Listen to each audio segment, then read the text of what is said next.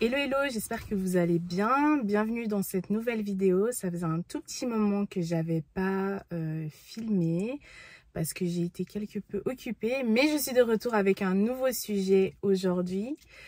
J'ai pensé à quelque chose dernièrement et j'avais envie d'en parler avec vous. Il s'agit de la crainte qu'on a parfois de perdre ce que l'on a. Parce que vous voyez, il arrive certaines fois qu'on se retrouve dans des situations où on s'accroche et on tient en fait plus à un environnement que réellement à ce que l'on souhaite. Parce que on a décidé en fait de définir toute sa personnalité autour de quelque chose, autour de quelqu'un ou autour d'une visualisation de ce que l'on est. Donc j'avais envie de discuter avec vous aujourd'hui de cela parce que c'est vrai que la plupart du temps, quand ça nous arrive, on s'en rend pas forcément compte. Comment est-ce que vous vous définissez aujourd'hui? C'est la question que j'aimerais vous poser. Comment est-ce que vous vous définissez? Si on vous demande qui êtes-vous, qui es-tu, toi, comment peux-tu te définir? Et qu'est-ce que tu vas dire en premier, en fait, quand on va te poser cette question pour te définir? Souvent, ce qui se passe, c'est qu'on crée une identité autour de quelque chose dont on a l'habitude. Ça peut être dans le travail, par exemple. Vous voyez, vous vous définissez par rapport à votre travail. Je sais pas, on va vous demander, par exemple, qui es-tu? Tu vas dire oui, je suis manager de telle entreprise, je fais telle et telle chose. Donc, c'est ça en soi qui va vous définir. Ou alors, vous allez vous définir en fonction de, par exemple, des gens ou de la société ou de votre famille. Qui es-tu? Je fais partie de telle famille. Ou je suis, je sais pas, l'ami d'eux. Ou je suis... Vous voyez, en fait, il y a plusieurs manières de se définir. Comment est-ce que vous vous définissez? Donc ça, c'est la première question que j'avais envie de vous poser aujourd'hui. Comment est-ce que tu te définis toi-même en tant que je sais pas, en tant que qui tu es, quoi. Donc, par exemple, moi, Livy, comment est-ce que je me définis en tant que Livy? Quelles sont les choses que je peux dire à mon sujet? Et vous allez remarquer que souvent, ce qui se passe... à moins que ça ne soit pas le cas pour vous, mais souvent ce qui se passe, c'est que vous allez vous définir par rapport à un environnement, par rapport à quelque chose ou par rapport à quelqu'un. Et c'est de ça que je voulais parler aujourd'hui. Parce que vous voyez, souvent quand on se définit par rapport à un élément extérieur à soi-même, c'est là où on peut avoir la crainte en fait de perdre cet élément-là et d'avoir la crainte de perdre son identité. Je vous donne un exemple tout simple. Imaginons, vous travaillez, comme je vous ai dit tout à l'heure, et vous avez un bon poste, et vous avez créé votre identité autour du poste que vous avez. Vous voyez, si par exemple, il se passe que demain, vous ne travaillez plus pour cette entreprise, ou je sais pas, vous êtes licencié, j'espère pas, hein, mais imaginons vous êtes licencié, ce qui va être difficile pour vous, c'est de recréer une identité autour de vous-même. Parce que vous avez tellement mis votre identité par rapport à votre travail que quand il vous arrive de ne plus travailler pour l'entreprise, et c'est là où souvent les gens en fait se retrouvent dans des phases où ils se sentent très très mal. Parce qu'en plus d'avoir perdu leur... en plus d'avoir perdu leur travail, ils ont perdu ce à quoi ils s'identifient. Et c'est la même chose des fois dans les relations. Par exemple, vous êtes en couple avec une personne depuis très très longtemps et vous vous identifiez comme étant cette personne, ce qui est normal, hein, mais il y a quand même des limites dans son identification, n'est-ce pas? Et vous perdez, donc vous rompez avec cette personne-là.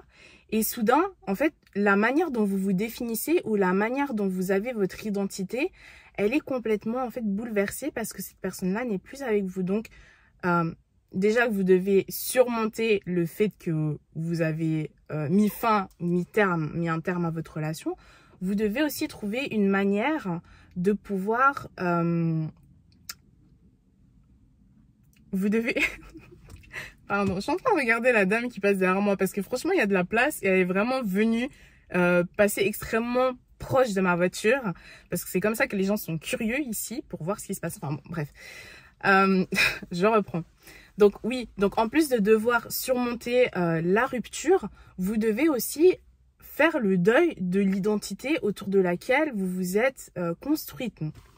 Donc, ça peut être aussi autour d'une famille, ça peut être aussi autour d'un environnement social, ça peut être aussi autour, comme je vous ai dit, du travail. Et c'est la question que je veux vous poser aujourd'hui, c'est comment est-ce que vous vous définiriez, et quels seraient en fait les...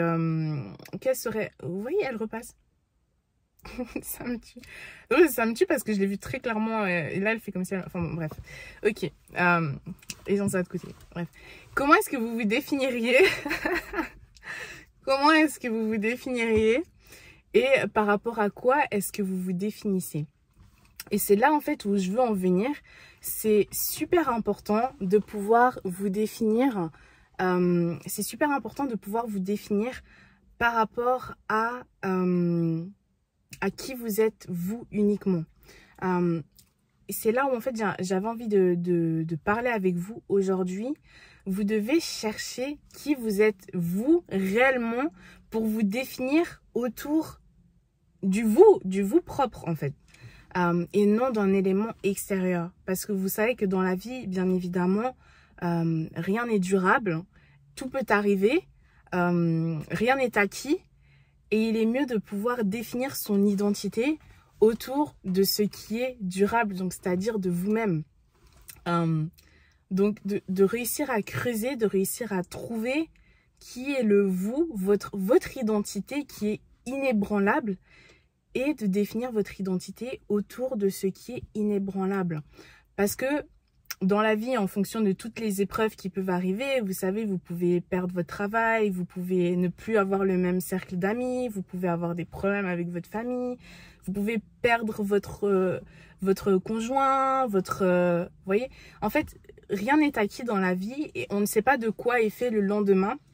Et si vous définissez votre identité autour d'un élément extérieur à vous-même, ça peut être très difficile le jour où vous êtes confronté à une situation d'aller de l'avant ou de vous en sortir parce que justement vous allez en fait faire le deuil de deux choses, c'est-à-dire le deuil de la situation, mais autant aussi le deuil de l'identité que vous avez travaillé à travers le temps, à travers les années pour définir qui vous êtes.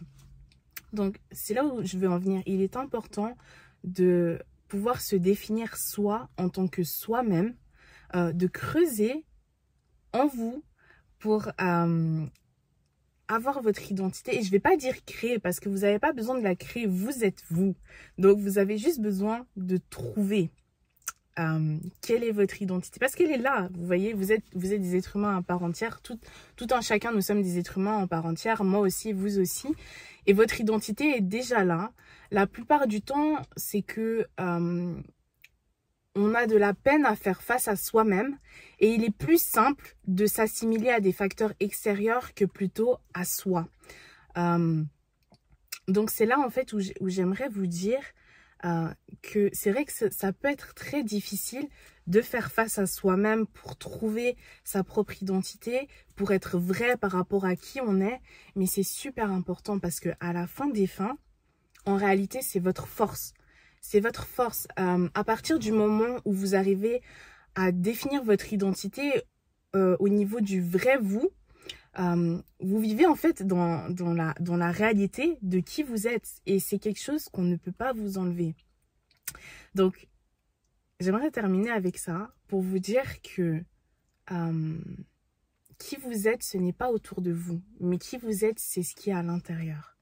Ce que vous avez, c'est à l'intérieur. C'est pas au dehors. Qui vous êtes, ce que vous représentez, votre identité est à l'intérieur de vous. Et ça, c'est pas quelque chose que vous pouvez perdre. Et une fois que vous comprenez ça, une fois que vous réalisez la force que vous avez en tant qu'individu, lorsque vous avez pleinement confiance de qui vous êtes. Je suis désolée, la vidéo a coupé, j'avais plus de batterie, elle a coupé au mauvais moment, j'étais en train de faire la conclusion. Donc j'étais en train de vous dire qu'il est super important de pouvoir savoir qui l'on est à l'intérieur de soi pour pouvoir fonder notre identité autour de ce qu'on a à l'intérieur et pas autour des facteurs extérieurs.